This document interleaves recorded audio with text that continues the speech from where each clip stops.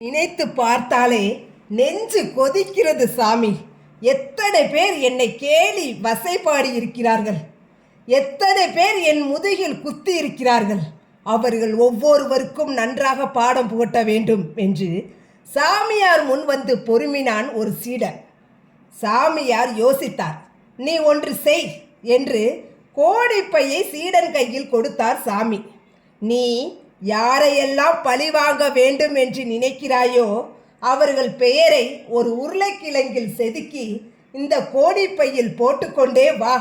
நீ எங்கு எல்லாம் போகிறாயோ அங்கெல்லாம் இந்த கோடிப்பையை தூக்கி கொண்டு போக வேண்டும் என்றார். இவ்வளவுதானா என்றான் சீடன்.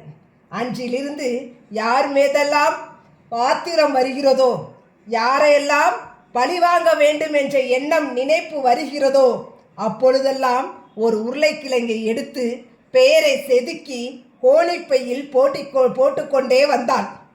ஆரம்பத்தில் கோணிப்பையை தூக்கி கொண்டு திரிவது சிரமமாக தெரியவில்லை. நாளாக நாளாக அது சுமையாக தோன்றியது. இன்னும் கொஞ்ச நாள் போனதும் தூக்குவதே சிரமமாகிவிட்டது. சில நாட்களுக்கு பின் அந்த உரித்த உருளைக்கிழங்கிலிருந்து வாசனை வர ஆரம்பித்து விட்டது. நாள் போக போக அது சகிக்க முடியாத அழுகிய நாற்றமாக வீச ஆரம்பித்தது. மூட்டையை தூக்கி கொண்டு வந்தாலே நெருங்கிய நண்பர்கள், கட்டிய மனைவி, பெற்ற பிள்ளைகள் எல்லோரும் ஓட ஆரம்பித்தார்கள். சீடன் மறுபடியும் சாமியாரிடம் வந்தான். என்ன புரிந்தது என்று கேட்டார் சாமியார். பழிவாங்கும் விரோத உணர்வை சேகரித்து கொண்டே வந்தால் அது சுமையாகிவிடும், துர்நாற்றம் வீசும், யாரும் பக்கத்தில் வரமாட்டார்கள் என்றான் சீடன். சரி, ஆனால் நீ இன்னும் முழுக்கிணற்றை தாண்டவில்லை என்றார் சாமியார்.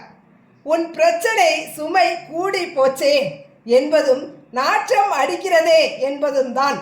அந்த உருளைக்கிழங்குகளை அவ்வப்போது கொட்டி அந்த கோணிப்பையில் காலி செய்து கொண்டே வந்தால் இந்த சுமை பிரச்சனை, இந்த நாற்ற பிரச்சனை தீர்ந்துவிடும் என்று நினைக்கிறாய் இல்லையா என்று கேட்டார். ஆமாம் என்றான் சீடன்.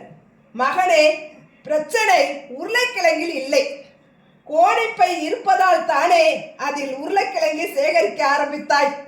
எனவே உனக்கு சுமை இல்லாமல் இருக்க வேண்டுமானால், அந்த சுமை நாற்றம் எடுக்காமல் இருக்க வேண்டுமானால் கோணிப்பையை முதலில் தூக்கி எறி. அவரவர்கள் செய்த கர்மாக்களை அவரவர்கள் அனுபவித்தே தீர்வார்கள். இதில் நாம் தனியாக தூக்கி கொண்டு திரிய ஒன்றுமில்லை. நீ உன் வேலையில் கவனம் செலுத்தி உன் கடமையை சரியாக செய்து வா என்றார் சாமியார். உண்மை அதுதான். நாம் கைவிட வேண்டியது பழிவாங்கும் நினைப்பை மட்டுமல்ல, பழிவாங்கும் மனதையும் கூடத்தான். இந்த உலகத்தில் இன்றைய துன்பங்களுக்கு எல்லாம் காரணம் மறக்க வேண்டியவைகளை மறக்காமல் நினைத்திருப்பதும், மறக்க வேண்டாதவைகளை மறந்து விடுவதும் தான். நம் மனதில் என்றும் நினைக்க வேண்டியது எப்போதும் இறை சிந்தனையும் இறை உணர்வும், நாவில் எப்போதும் நல்ல வார்த்தைகள் மட்டுமே இருக்க வேண்டும்.